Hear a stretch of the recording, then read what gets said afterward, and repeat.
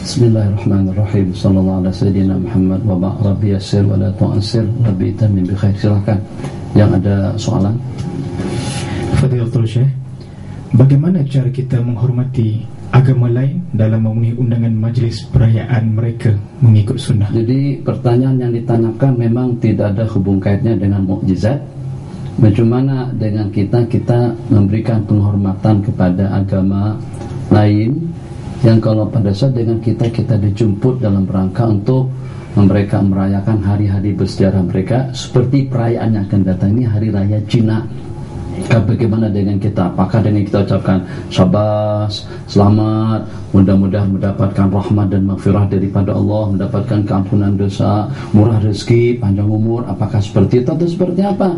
Jadi ucapan tahniah yang seperti itu seperti apa hukumnya? Boleh atau tidak? Jadi kita pastikan terlebih dahulu hari yang mereka rayakan itu hari apa dulu, dan apa yang mereka lakukan. Kalau ternyata hari yang mereka rayakan itu hari perayaan yang bercanggah dengan prinsip, bercanggah dengan undang-undang hukum hakam, bercanggah dengan akidah, jelas dengan kita tidak boleh mengatakan selamat kepada mereka-mereka yang memperingati hari jadi Nabiullah Isa alaihissalam sebagai anak Allah atau sebagai Tuhan.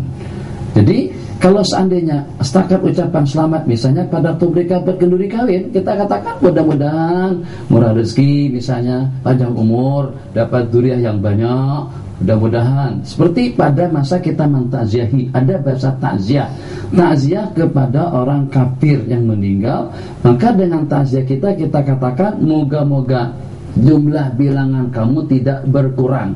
Setakat itu saja. Tapi tidak boleh kita katakan moga-moga si mati mendapatkan rahmat dan maghfirah daripada Allah Jalla wa'ala. Nah, jadi hal-hal yang seperti itu oke. Tapi kalau ada hubungannya dengan agama, ada hubungannya dengan akidah, mengucapkan selamat atau menghadiri sebagai tanda restu dan ridho, itu cukup membahayakan kepada iman dan yakin atau kepada akidah kita sendiri. Silakan yang lain. Pertanyaan selanjutnya. Fadilatul Syekh, sukan yang merupakan sunnah Rasulullah SAW antaranya berkuda, memanah dan berenang. Adakah ia sunnah bagi perempuan juga? Apakah juga disunahkan bagi perempuan memanah, berkuda, berenang? Ya, oke.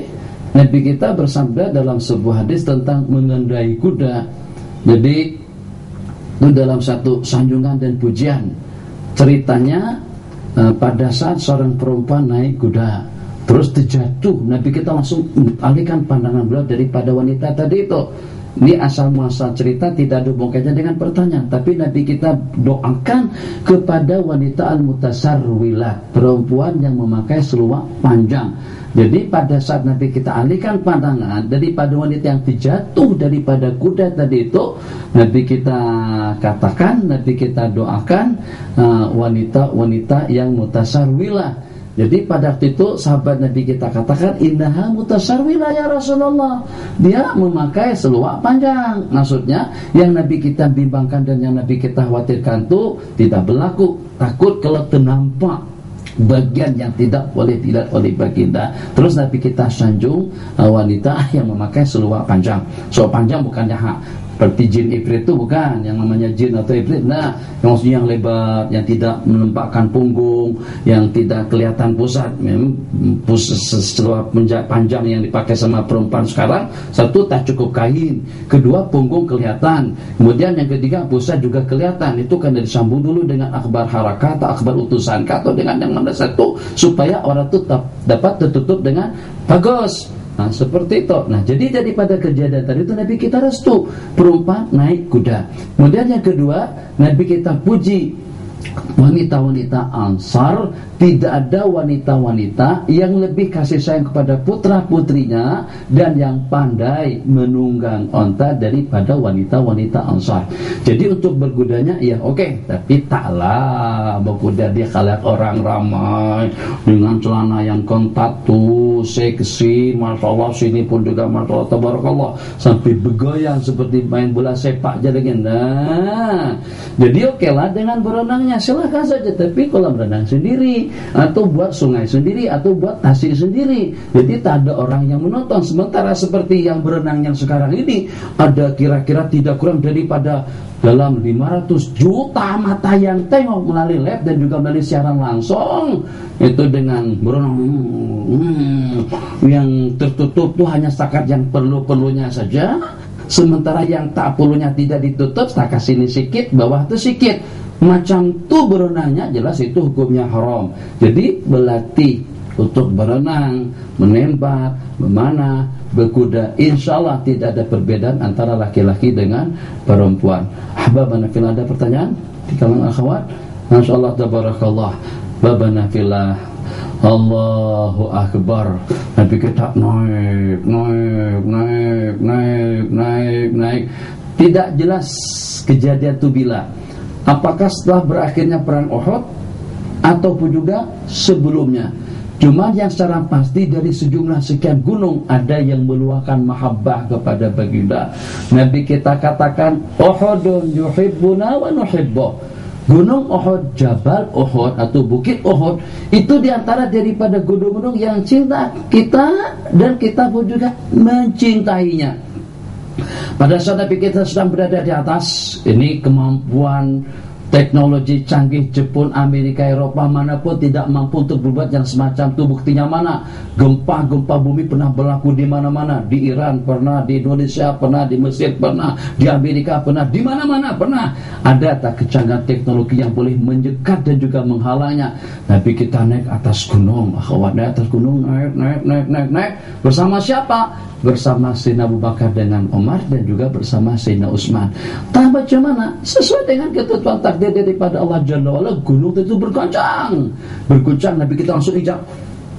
Nabi kita kata, Usbut Uhud. Senyap, diam, stabillah kamu.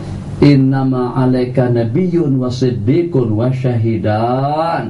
Yang sedang berada di puncak kamu sekarang ini Nabi satu, Siddiq dua, dengan dua orang syahid. Terhenti secara seketika, kesan gempa tidak mengakibatkan kerugian, kematian, tidak ada yang berlaku.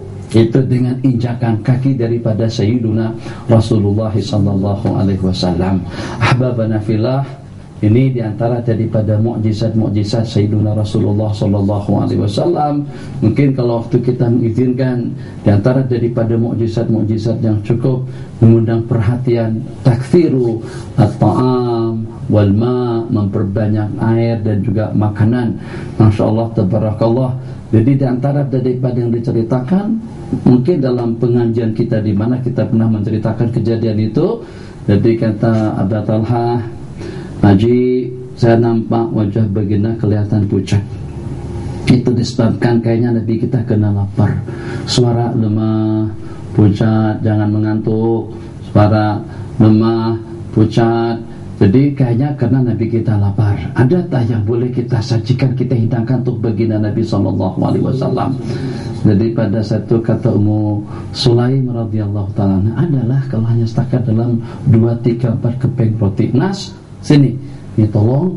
Jadi pada saat itu dibuka selendang, Ummu Sulaim masukkan beberapa keping roti tadi itu di sebelah kiri, sementara yang bagian kanannya lagi diselendangkan. Jadi Sayyidina Anas menyelendangkan roti kanan atau bagian yang sebelah mana itu dengan roti yang dililitkan, bagian yang satunya lagi itu ternyata berada di bahu beliau.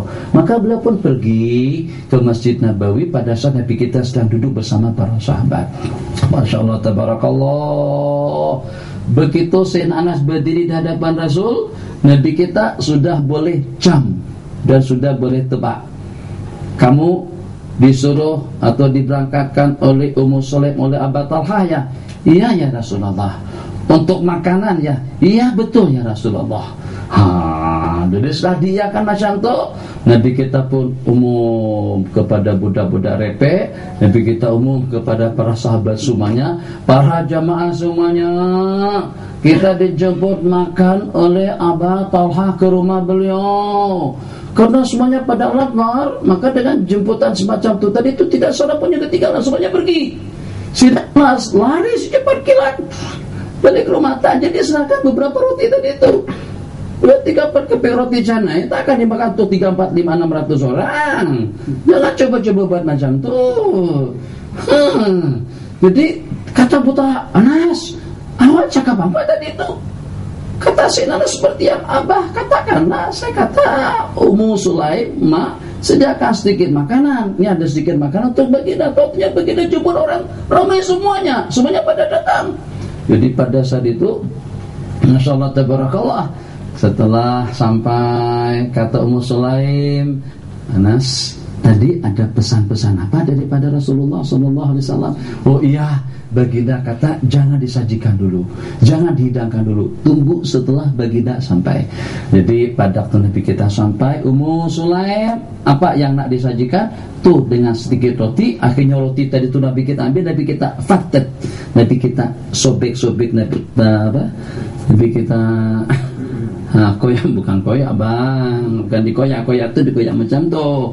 Ini dikecilkan lah, mungkin diracik-racik lah atau seperti apa, dimasukkan ke dalam air susu. Nabi kita kata suruh masuk 10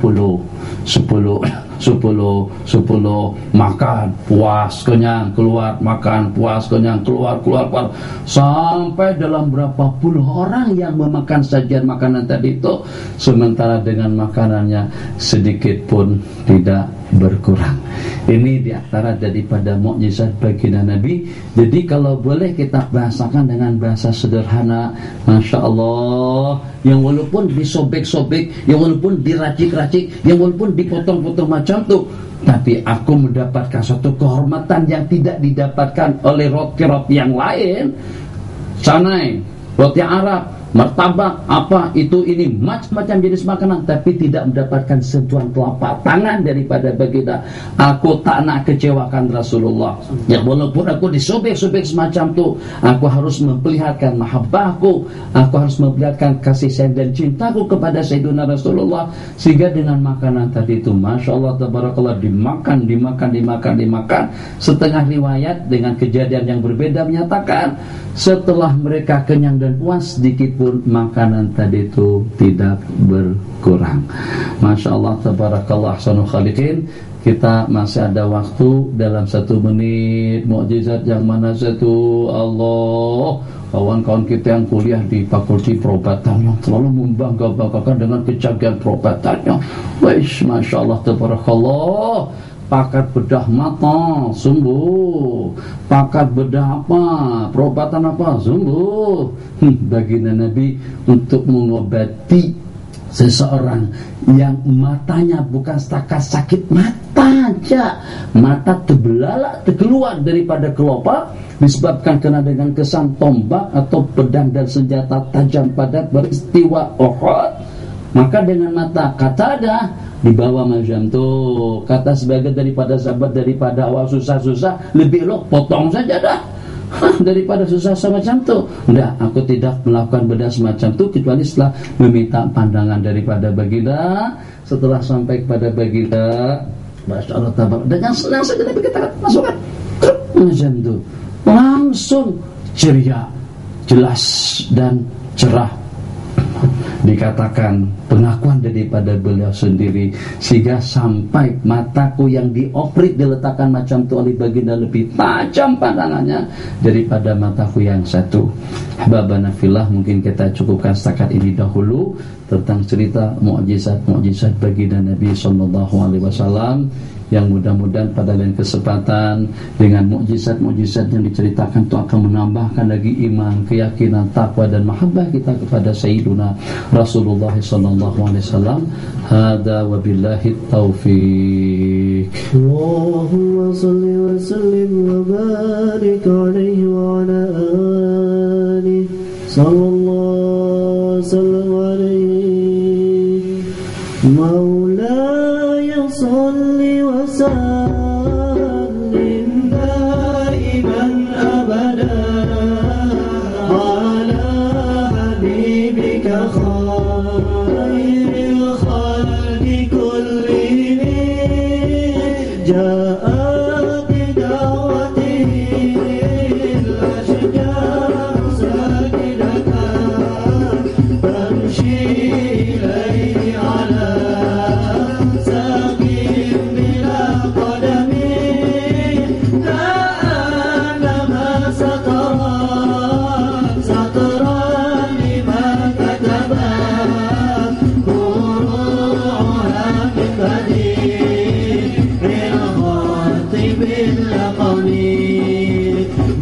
الله